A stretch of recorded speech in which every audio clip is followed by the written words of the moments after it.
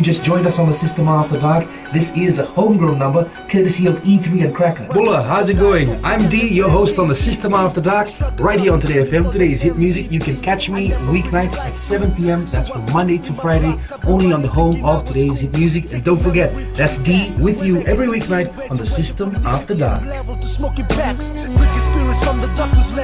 Even got that homebrew flowing.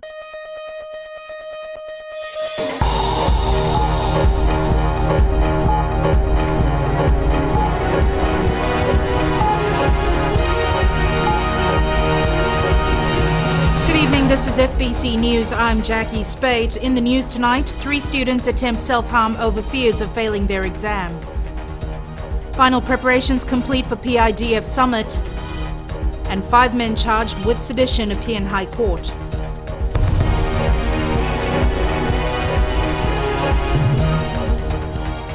The Education Ministry is advising students not to fear exam results after 3 pupils allegedly tried to take their own lives.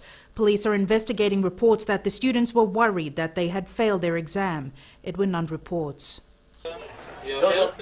2 of the students are 13 years old and the third is 14. All Class 8 students in a school in Suva. I strongly urge the students to take this opportunity to find out where they're weak, which areas they're weak, and build on and do extra work or spend extra time. They should not fear about exams. Dr. Reddy was informed of the incident by the school management this morning, and he's concerned that any student would take such a step. FBC News has been reliably informed that one of the students died this morning. It's concerning to us. It's concerning to the country. We don't want to our children to get off track from the main pathway that we are trying to get them onto, or we don't want to lose any children. And any such incidents gets us to rethink where we are going wrong, who is going wrong, and how we could relook at the strategies we have on the ground. The 3 children residing in Vatuanga are alleged to have taken the drastic step last night and were all rushed to the Colonial War Memorial Hospital. As the 3rd term of school began today, the Ministry of Education is advising teachers and parents to talk to their students and explain the need for exams and to not be afraid of exam results. Edwin Nund, FBC News.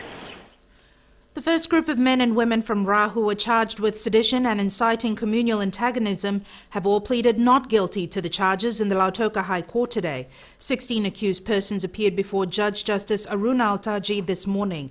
Madhyum Bolaitamana with this report. Family members showed up at the Lautoka High Court as the accused persons were produced before the court. In the first charge of sedition, the 16 accused persons are alleged to have signed a document called the Ulunda Declaration, purporting to be a petition to the International Court of Justice, which allegedly contains statements that promote feelings of enmity and ill will between different communities, religious groups or classes in a community. The document was allegedly signed on the 28th of October 2014. In the second charge of inciting communal antagonism, the 16 accused are alleged to have taken oath to be ministers in the purported Ra sovereign Christian state.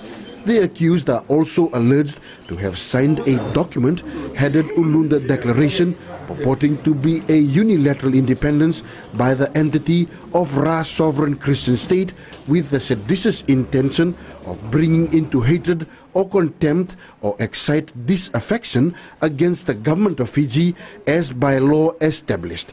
The 16 had their charge read in English and then in the Itoke language before making a plea. All of them pleaded not guilty. It took the court a little over an hour to complete the process before defense lawyers Aman Singh and Kevuele Tunindau made their applications before the court. Tunindau is representing the first accused, Ratu Tevita Nyundamu, while Singh is representing the other 15. The 17th accused, Seni Reiko, is still out of the country. The defense asks that the matter be called in the next 3 weeks to give them time to prepare for the case. In his second application, Singh asks the court if a trial date could be set as early as possible. In his ruling, Justice Alatuge said it was unlikely that a trial date could be set this year. Justice Alatuge set a date for mention on the 22nd of this month. Madhyam Bolaitamana, FBC News. Meanwhile, another group also appeared in the Lautoka High Court today facing sedition charges for their alleged involvement in a paramilitary group. Madhyam Bolaitamana for our West Office joins us live now for the details. Pinaka Jackie, the 5 are charged with sedition contrary to Section 67 and urging political violence contrary to Section 65 of the Crimes Decree of 2009. Timothy Nangata, Peter Vakatawa and Lautoka lawyer Seimoni Nadolawa are charged with 1 count each of sedition and 1 count each of inciting communal antagonism. Apimilekawe Lomo and Joshua Navalubu are charged with 1 count each of sedition and urging political violence. The matter has been adjourned to 15 September to be called at the Lautoka High Court for mention. All have been further remanded in custody, except for Seimoni Nadolawa, who has been on bail since yesterday on the grounds of health. Back to you, Jackie. Thanks for that, Matthew. 2 more people were charged with suspected seditious activities in the Tavua Magistrates Court yesterday. This brings the total number of people charged for such offences to 72. Madhyam Bolaitamana again. Sanay Lamaringama and Cholame Turangambedi are the latest of the many that have fronted the courts this month. They have been charged with sedition and urging communal antagonism. The 2 appeared before Magistrate Solomon Ingitha at the Tavua Magistrates Court. The Director of Public Prosecution's Office told the court that the pair have been served with their first phase of disclosures, while the full disclosures will be served later. Both have opted for a High Court hearing and have been remanded in custody. Magistrate Ngitha said he would not consider a bail and would let this be dealt within the High Court. He set a date for mention at the Lautoka High Court on the 8th of September. Meanwhile, Lautoka lawyer Seimoni Nadolawa has been granted bail by the Lautoka High Court today. Nadolawa, who was charged with sedition and urging political violence 2 weeks ago, was released under strict bail conditions. Defense lawyer Mark Anthony made an application for bail, stating that no weapon has been found despite the charge laid against his client. Secondly, that his client is an elderly condition, and thirdly, because of his status as a lawyer. In his ruling, Judge Aruna Alutige granted bail but ordered that Nadolawa surrendered all his travel documents, adhere to a curfew from 6 p.m. to 6 a.m. and report to the Lautoka police station every Saturday. Nadolawa is also not to interfere with state witnesses. The case will be called in the Lautoka High Court on the 8th of September. Madhyam Bolaitamana, FBC News. Still to come on FBC News, Health Ministry has ambitious plans to combat HIV and AIDS.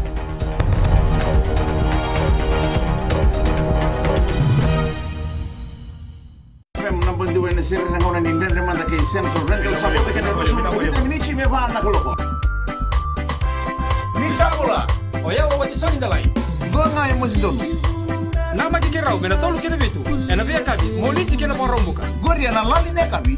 Bula FM number 2 ena seri.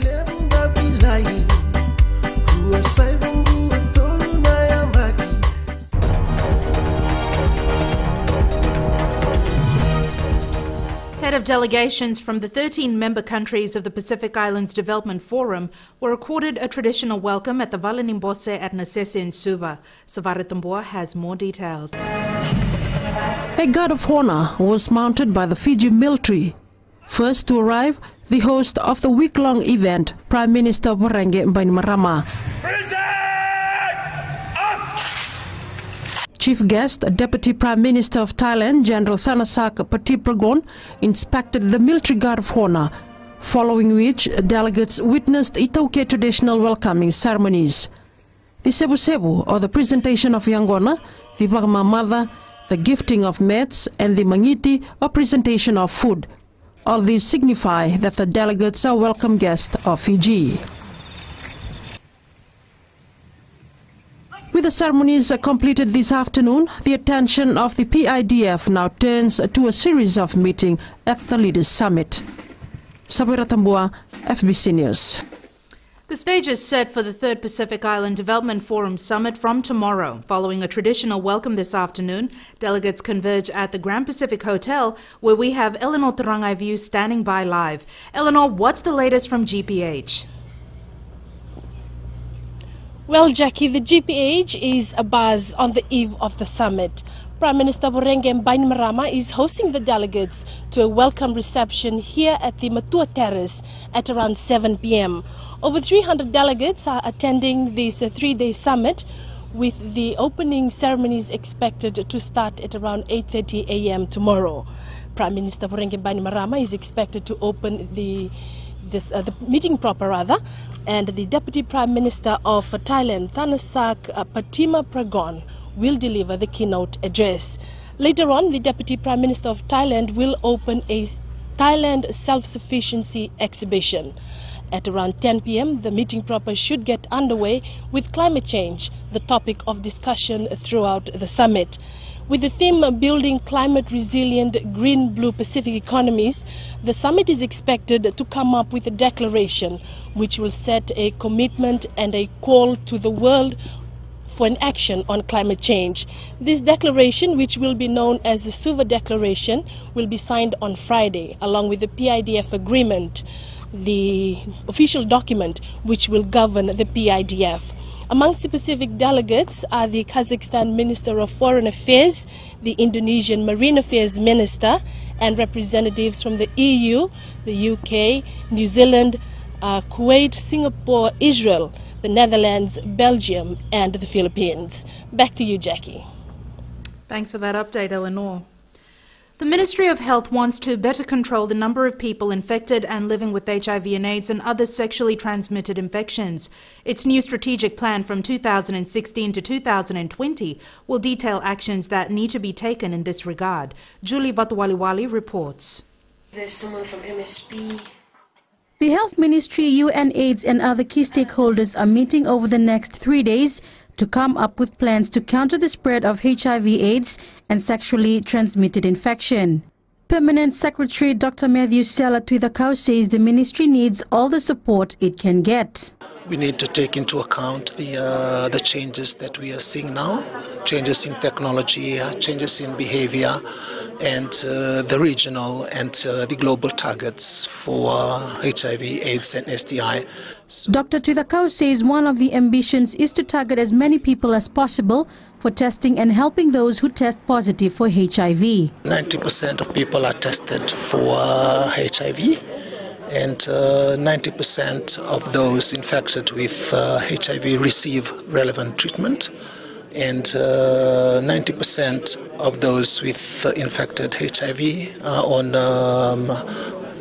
treatment and evidence of suppression of the viral load. UNAIDS Director for the Pacific, Roberto Campos, says they have a lot of work ahead of them if HIV/AIDS is to become manageable. We need to set the tone for a AIDS-free generation, so it means that the Fijian children will be free from AIDS.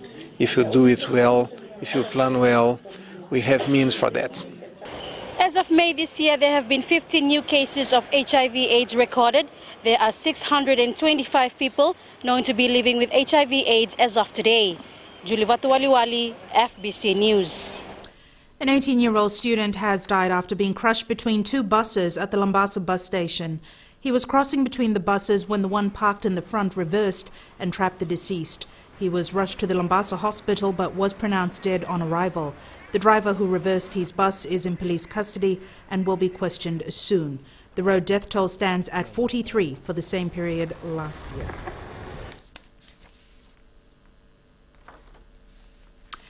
30-year-old nightclub bouncer Kilevi Tokalau of Suva has appeared in the Suva Magistrates Court for allegedly killing 22-year-old Saula Sudhu in April this year.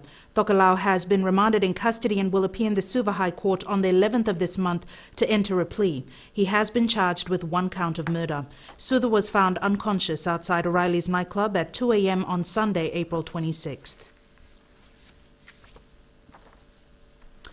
Prime Minister Vorengem Bainimarama today signed a memorandum of understanding with Thailand's Deputy Prime Minister and Foreign Minister General Thanasak Pattimapragon. Fiji can expect to expand its development with the MOU setting the framework for technical cooperation across various sectors, including the exchange of experts, the provision of training programs, and future collaboration between the two countries on social and economic development. Pattimapragon is in Fiji for the first time, attending the Pacific Islands Development Forum, which begins tomorrow. And on that note, we have sports up next. Here's Jamie. Thank you, Jackie, and good evening in sports after the break. De La Salle says current Flying Fijians will be the best Fiji team to ever compete at the Rugby World Cup. And Fiji gains conditional hosting rights for Oceania Swimming Championships. This and more coming up.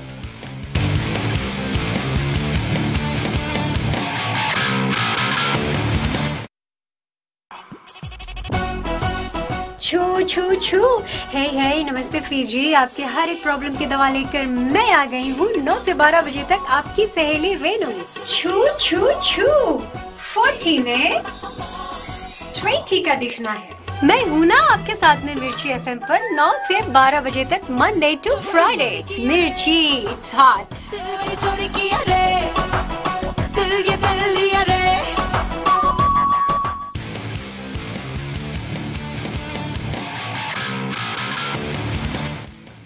Former national rep Philemon De La Salle has hailed the current Vodafone Flying Fijian side as the best Fijian team ever to compete at a Rugby World Cup. A star from the 2007 team that reached the quarterfinals, De La Salle was at Nadi International Airport yesterday to farewell the boys and caught up with Josephina Vula.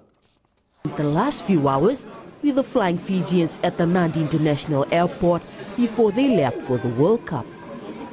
The retired international believes this side has enough flair and experience to match any team in the competition. Not disregarding the teams that played before, but for me personally, as a rugby player, I believe this team that's going to the 2015 World Cup is the best ever team to leave us with. The 38-year-old says it's time to rally behind the team and send the players all the support we can in every game. Encourage them, and that's what we need when we are always in camp. Encourage them and pray for them and try to give the right words that would motivate them before they take on the field against England. De La Salle says the players are physically, mentally and spiritually prepared. All they need is to know that Fiji is behind them. Fiji takes on England in its first match of the World Cup at 7 a.m. on September 19th. Josephina Vula, FBC Sports. The Vodafone Flying Fijians have a specific game plan to tackle England in the first match of the Rugby World Cup. Coach John McKee says his team has been following the English side for some time now, and just like all other pool games, they have a plan to upset the hosts in the World Cup opener. We're certainly having a close look at England. You know, we know their strengths, but they also have some weaknesses, and we'll be looking to exploit some of those weaknesses. In terms of our game plan, it will be specific for that game, as we will in the other games through the tournament. The Flying Fijians play England in their first match on the 19th of September at 7 a.m. And of course, you can watch that live on Fbctv. Fiji has been conditionally selected to host the 2016 Oceania Swimming Championships. The conditions will require Fiji to upgrade facilities which have not met the hosting rights will be awarded to the other bidder, Papua New Guinea. The Oceania competition features countries such as New Zealand, Australia and Samoa and is held every 2 years. The last was held in Auckland, New Zealand. Something very special because it's an Olympic year.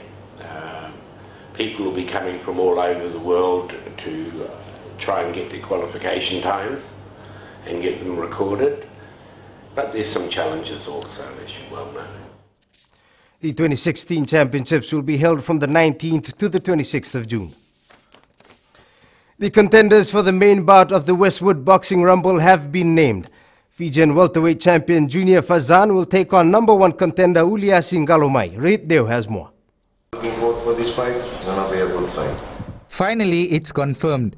Getting the green light from the Boxing Commission of Fiji, the Westwood Boxing Promotion has signed on the 2 boxers, and what a fight it's going to be.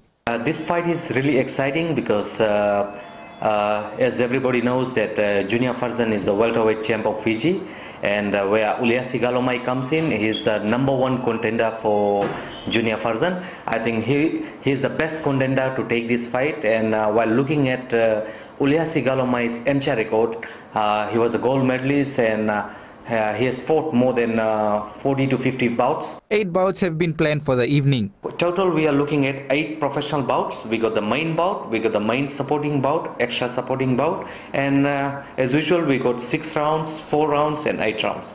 In the main supporting bout, Joseph Quadro fights Joe Naleda, while in the extra supporting bout, Sebastian Singh meets Atuate Kofi. The promotion takes place on the 26th of September at Nandi's Prince Charles Park. Rohit Deo, FBC Sports. The Nandi Jet Runners Club has organized the 5-kilometer road race in Nandi this Saturday. Club President Abhinesh Kumar is hopeful for a good turnout and says the main reason behind holding such a series is to motivate healthy living. This will be the first of 4 races in the inaugural road race series. I'm positive that this event will bring a lot of limelight into our athletes, elite athletes like Avikash Lal, Ravnil Kumar and Bimnesh Kumar, who are competing for Fiji at an international level. So I would like to invite all the clubs around Fiji, not only the running clubs or athletics club, but also the sports club, to come and gauge their fitness level in this kind of event. The race starts at 7 a.m. this Saturday from McDonald's Nandi. Cook Islands and Samoa have made a good start to stage 1 of the Oceania Football Confederation World Cup qualifiers underway in Tonga. The winner of this stage of qualifications will move on to the next stage in June, where Fiji will also take part. The Navoa football side thumped Nasinu 12-1 in the Rewa Galaxy Youth League in Suva today. Navoa led 2-0 at halftime, then added 10 more goals in the second spell. In addition to the huge score margin, the match was also disappointing for the Nasinu players, with no team official present, leaving the players to manage themselves. In another match scheduled for tomorrow, Nandrunga hosts Mba at Lawanga Park. That's it from sports this evening. It's back to Jackie now with business.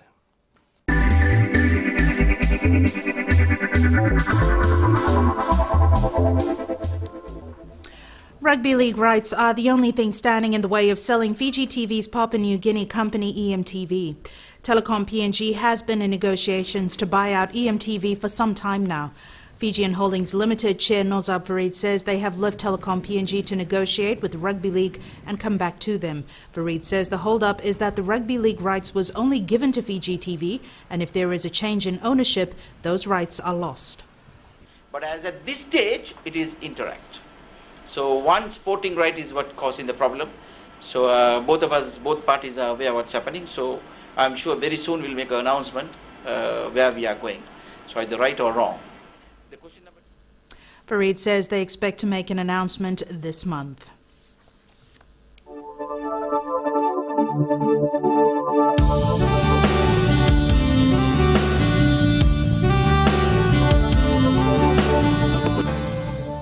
Fine weather prevailed over most of Fiji today, with increasing afternoon clouding. Warm temperatures over the group saw Lautoka and Lambasa hitting a high of 33 degrees. Tomorrow's forecast is the same, fine conditions turning to cloudy periods with a chance of brief showers. Looking ahead to Thursday, expect occasional showers and a chance of thunderstorms. Wind southeast 10 to 15 knots, moderate seas. And the main points again: 1 student is dead and another 2 are hospitalized after attempting self-harm. 16 people have pleaded not guilty to sedition in the Lautoka High Court. And Suva is ready to host the 3rd Pacific Island Development Forum Summit from tomorrow. Now to our poll segment, we're asking: can the Flying Fijians reach the quarterfinals at the Rugby World Cup? Visit our FBC website www.fbc.com.fj to take part. Remember, you can send us newsworthy pictures and videos on email citizenseyes@fbc.com.fj or share it with us via Facebook page FBC News. And if you're on Twitter, follow and tweet us your news tips at FBC_news or simply hashtag FBC News. You can also find us on YouTube, Fbctv 2011. You've been watching FBC News. I'm Jackie Spade. Good night.